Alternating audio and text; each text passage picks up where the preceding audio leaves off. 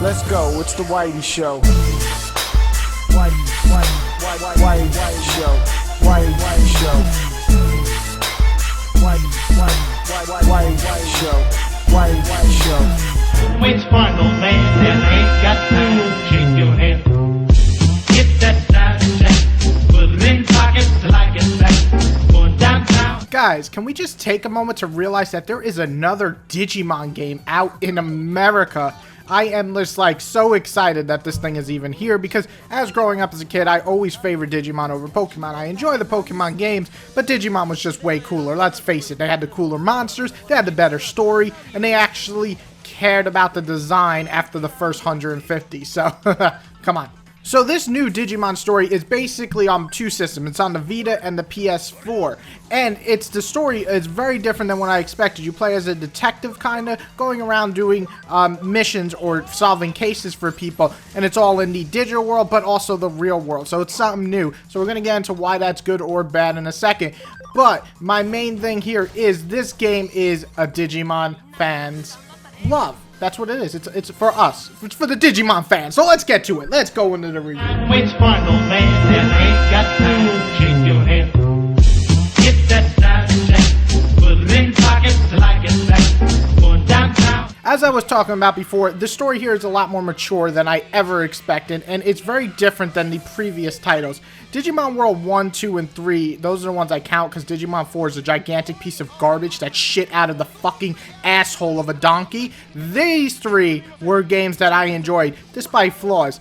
However, I will say easily this game is more mature in the themes that they're going for. So you play as either a woman or a man, and then when you become whoever you want to be, you become a detective. I'm not going to get into spoilers of why that happens, but it's really cool to see that the real world is interacting with the digital world. You didn't really get that in the other games too much, so I really love that here.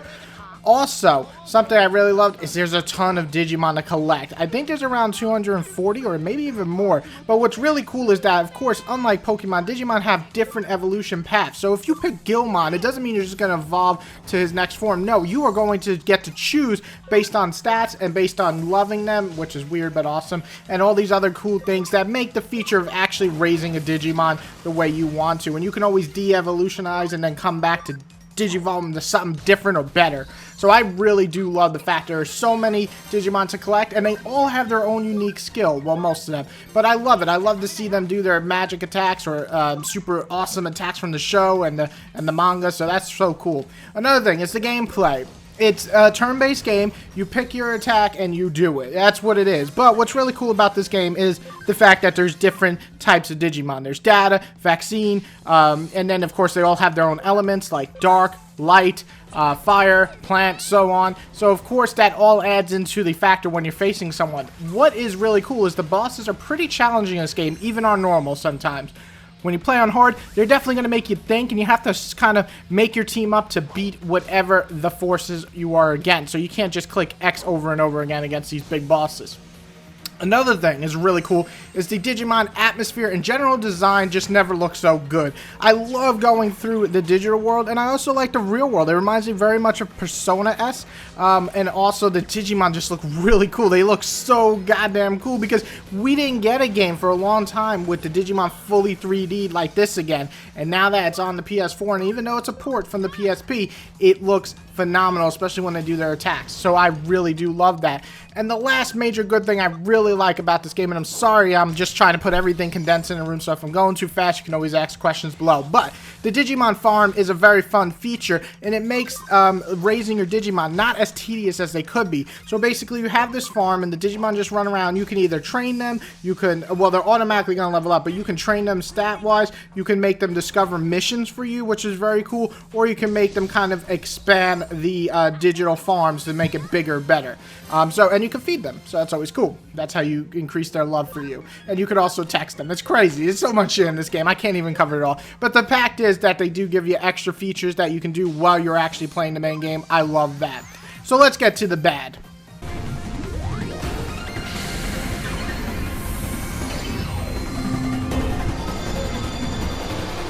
It's very easy in the start. I mean, super, super easy. And I recommend playing it on normal, actually, in the start. And you're saying, what? That doesn't make sense. But it does.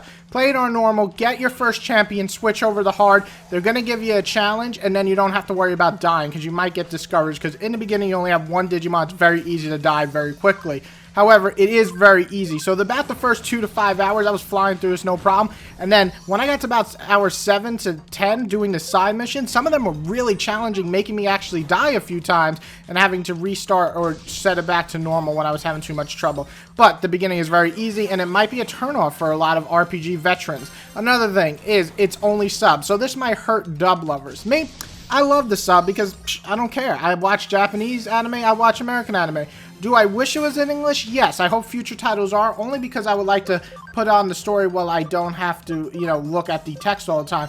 On the feature of that is the reason I want that is because sometimes the scenes aren't as interesting as I hope for. The story is overall pretty interesting, but there's moments or side missions that aren't, and there's no skipping feature for the cutscene, which is always a big no-no for me, so definitely got to put that on there. And the last but not least thing, this feels like a port. So this is for all you people who want to know, is the Vita version worth getting or the PS4 version? Well, guess what? My friend got the Vita version, I got the PS4 version. We got to mix match and play a little bit of each, and I have to say that the Vita version is very fun because it's on the go. You can take it anywhere. That's awesome. But the thing I didn't like is that the fact that the PS4 does look better. It's a lot less loading time, or there are the same loading, but the PS4 is faster, and also the resolution is better. So, if you want to get the Vita version, if you don't have PS4, it works fine and runs fine. It still looks great, but I'm recommending the PS4 version unless you want to save some money.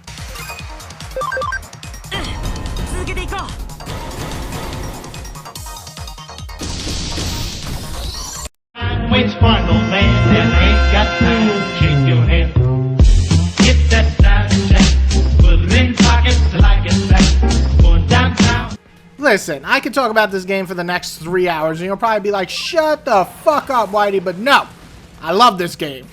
There are problems with the game. I mentioned them just previously from this, and you're like, huh, well, I don't know, I never played Digimon. If you never played Digimon, my recommendation, maybe you should hold back, maybe you should settle a little bit and rent it, see if you like it. This is for Digimon fans, so I'm going to give it 2 scores at the end. 1 for the fans, 1 for non-fans. But let me tell you a little story real fast before we go. Digimon is pretty special to me, and I am just so glad that we finally got a respectable game again in our goddamn systems. So, this is better than most of the Digimon games I played. Cyber Sleuth, or Cyber Sloth, sorry if I'm saying it right, is one of those games I really enjoy playing, and I am still going to play it. So, I'm going to give Digimon Story, Cyber Sloth, God, I wish it was in English so I can say that right, an 8.5 out of 10 for Digimon fans. It has a lot of what you love, and a lot of the things that you see that you don't love, you can get past playing this game as a fan.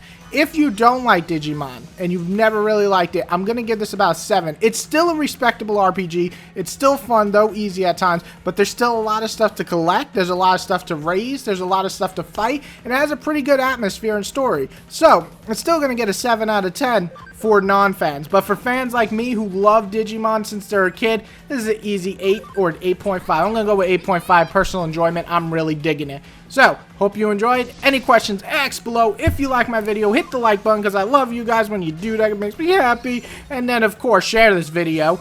And last but not least, subscribe. Everybody, have a wonderful day. See you on Digimon. And if you want to fight me, I will fight you. I will kill you. I will beat you in this game. Maybe not yet. I'm still training. Don't hurt me. Aha! デジモンわおお花畑は今の前奏いやその前のチューニング